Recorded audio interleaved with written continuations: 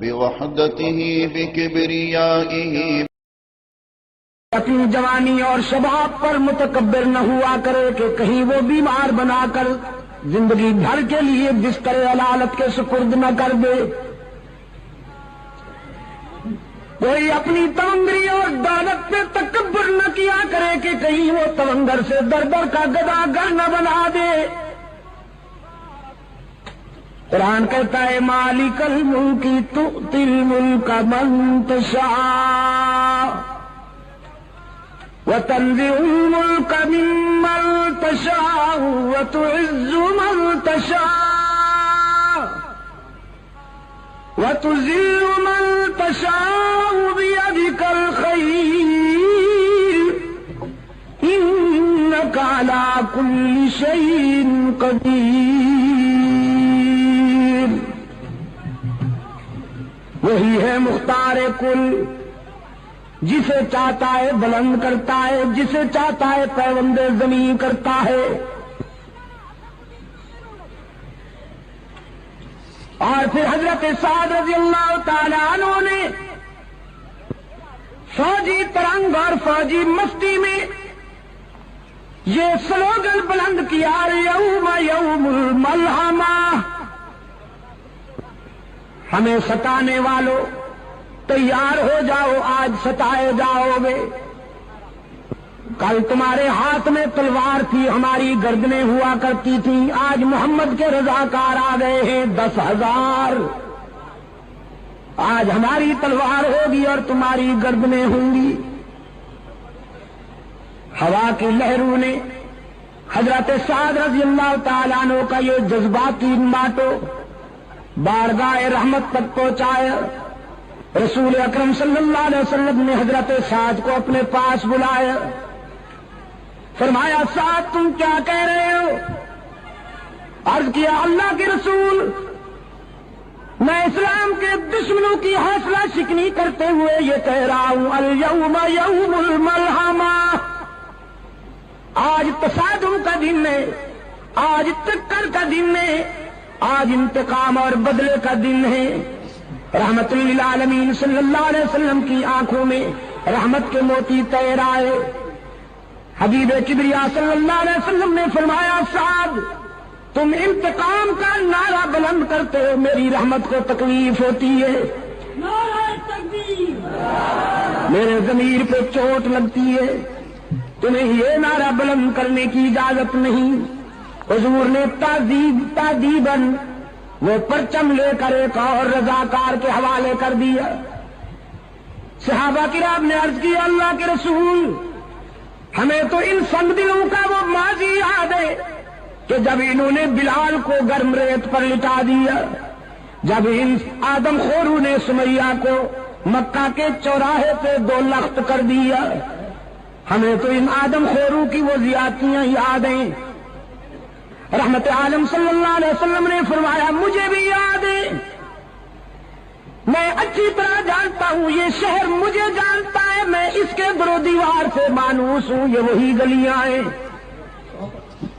جن میں میرے لیے کانٹے بچھائے جاتے تھے، یہ وہی شہر ہے جس کے نوجوان میری ہوٹنگ کے لیے جلوس نکالا کرتے تھے، یہ وہی باشندے ہیں جو میں مجھ پہ سنگ باری کر کے مجھے لہولہان کر دیا کرتے تھے، یہ وہی مکان ہیں جن کی چھتوں پر عورتیں کوڑا کرکٹ لے کے میری انتظار کیا کرتی تھی. لیکن تم جانتے نہیں کہ میں یہ سارے ظلم سہنے کا عادی ہوں، یہ ستانے کے عادی ہیں، ہم معاف کرنے کے عادی ہیں. ان کے دامن پتھروں سے بھرے ہوئے ہیں، ہمارا ظرف عفو درگزر سے معمور. شاید تمہیں وہ یاد نہیں کہ یہ ساری چوٹیں سہ کر میں بیت اللہ میں پہنچتا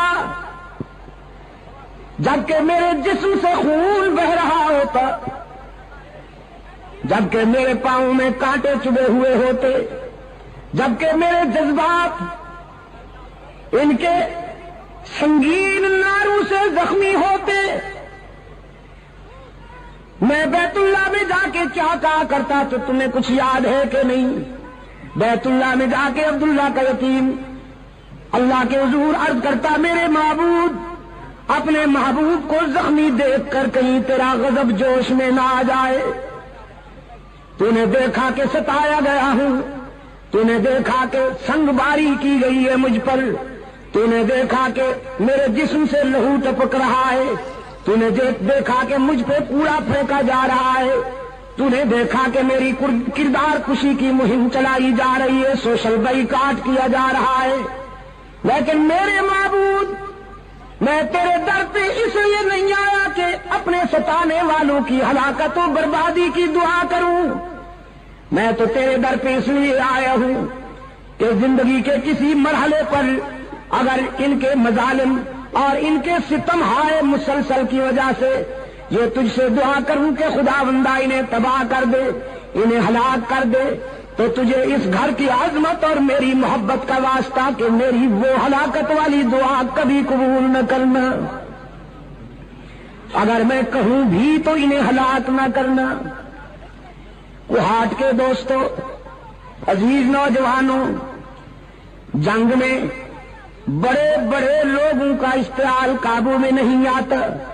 بڑے بڑے لوگ اپنی عظمت فراموش کر بیٹھتے ہیں, لیکن رحمت عالم صلی اللہ علیہ وسلم کے اعتدال و توازن کا اندازہ کیجیے کہ میدان جنگ میں ایک کافر کی تلوار حضور پہ اٹھی. اللہ نے اپنے محبوب کی حفاظت فرمائی, اس کا وار خطا گیا. اب رحمت عالم کی تلوار اٹھی, وہ کافر شمشیر رسالت کی زد میں تھا.